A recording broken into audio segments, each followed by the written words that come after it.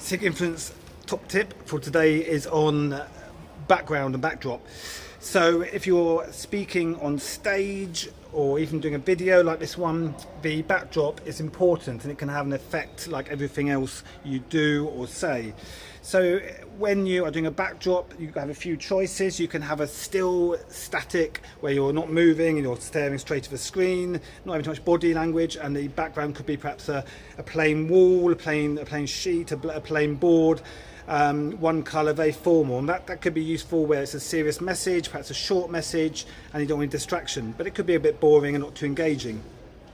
And the other option is to have perhaps a moving background. A lot of people do this when they're giving a more personal update, they're walking down the street, perhaps and it's more interesting and it's more exciting and there's a lot more hooks, and it's very important to always hook people in, keep their attention, but it also can be a bit distracting.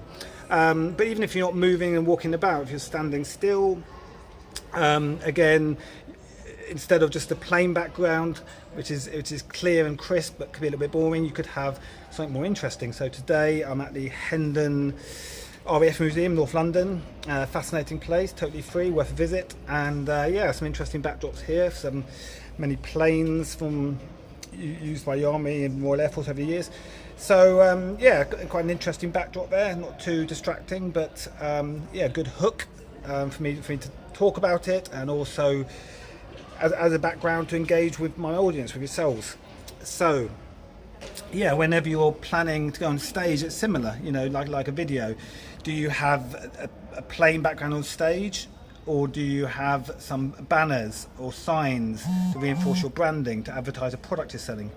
Do you have other people on stage with you? Do you have any props you can use?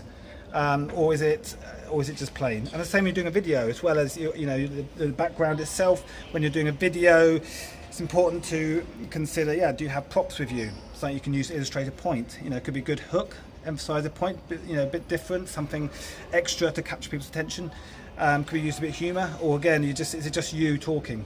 And again, clothes-wise, you know, that's part of the backdrop. Are you, in the sense that if you're wearing plain clothes that match the backdrop, you're merging in, and it will focus on your face. But if the plain background, you've got a loud, bright clothes, bright tie, then people will be focused more on that point of contact with your clothes. So people's eyes will be drawn to the things that stand out. So if you've got plain background, people will center more on your face. If you've got this bright, unusual background like this plane behind me, then that's what your eyes will be drawn to, and that's what will be in your mind.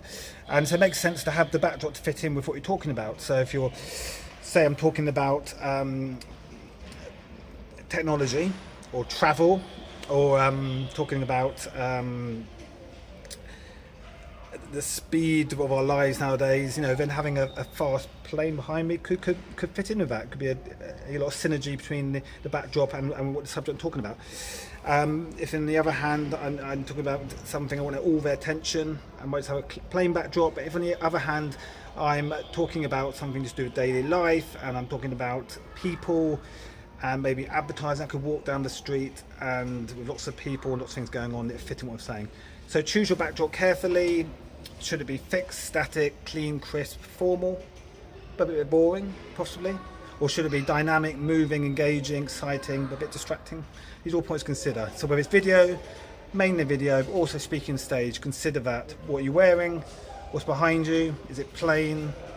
Is it moving, static? And also, do you have any props? Banners, objects that fit in? Everything you do, everything you say, everything you wear when communicating and trying to influence should be there for a reason, a purpose. If it's not, don't have it, don't do it, don't use it, because it will serve no purpose. Okay, that's my top tip today about backdrops and backgrounds. Thank you.